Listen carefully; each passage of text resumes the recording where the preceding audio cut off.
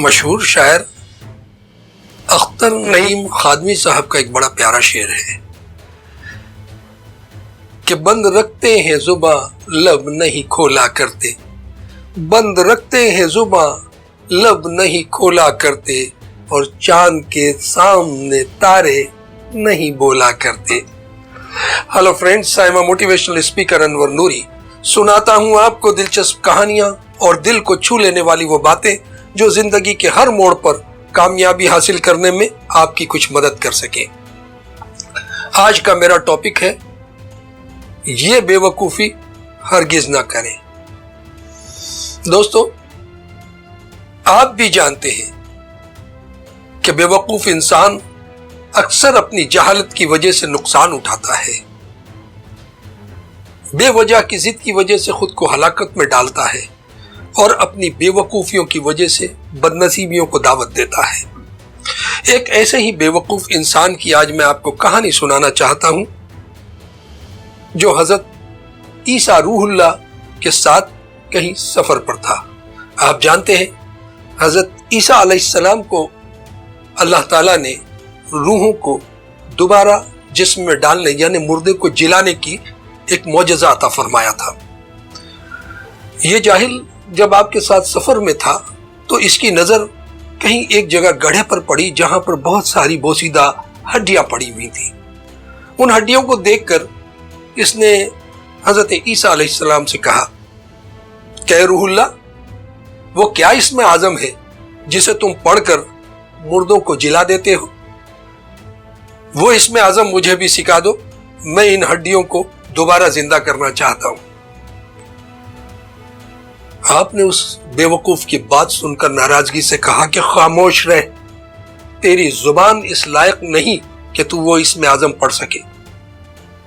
اس نے کہا اچھا، تو پھر آپ ہی وہ اسم اعظم پڑھ دیں اور ان ہڈیوں پہ دم کر دیں تاکہ یہ مردہ زندہ ہو جائے۔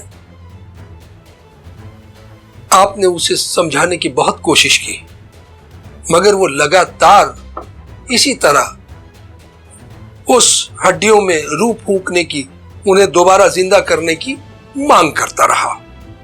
آپ حد درجہ پریشان ہو گئے تو آپ نے اللہ کے حضور میں کہا کہ الہی، یہ ماجرا کیا ہے کہ یہ بے وقوف ایسی ضد پر آمادہ ہے کہ اس کا خود کا کوئی مردہ ہو اور اسے جلانے کی بات کرے تو ٹھیک یہ کسی غیر مردے کو جلانے کی کیوں ضد کر رہا ہے؟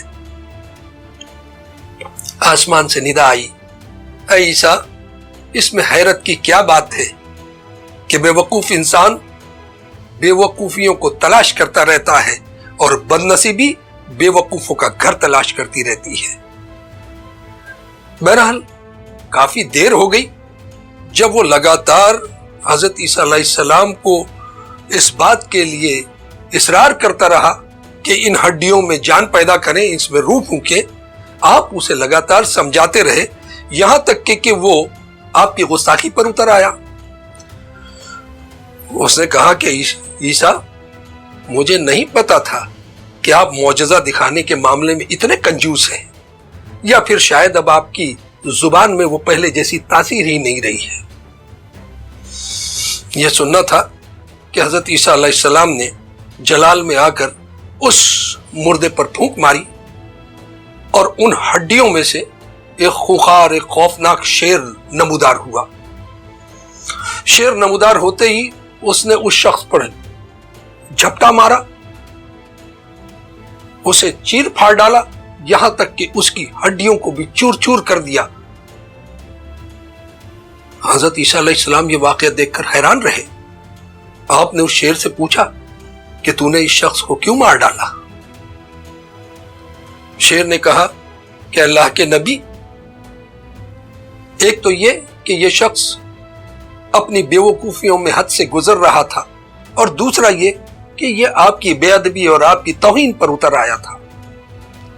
حضرت عیسیٰ علیہ السلام نے پوچھا کہ جب تو نے اسے چیر پھاڑ ڈالا تو پھر تو نے اس کا گوشت کیوں نہ کھایا اور اس کا خون کیوں نہ پیا؟ شیر نے کہا کہ اللہ کے نبی، اب میرا رزق اس دنیا میں نہیں رہا، اگر اس جہان میں میرا رزق باقی ہوتا تو میں مردوں میں شامل نہ کیا جاتا۔ دوستو، جہاں ہم نے اس واقعے سے یہ بات سمجھی کہ جب تک اس زمین پر ہمارا رزق باقی ہے موت ہمیں چھو بھی نہیں سکتی، وہیں اس واقعے سے ایک بڑا سبق ہمیں یہ بھی ملتا ہے کہ ہمیں اپنے بزرگوں، اپنے بڑوں کی توہین اور بے ادبی سے بچنا چاہیے۔ آپ سے بھی گزارش ہے کہ چالاک بنیے، بے وجہ کی مصیبت سے بچنے کے لیے بیکار کی ضد سے بچیے۔ اپنے ماں باپ، اپنے رشتہ دار، اپنے دوست احباب، اپنے بزرگوں، اپنے چاہنے والوں کے مشوروں کا مذاق کبھی مت اڑائیے، کیونکہ اس طرح کی بے وقوفیاں ہمیں پچھتاوے کے سوا کچھ نہیں دیتی۔ اللہ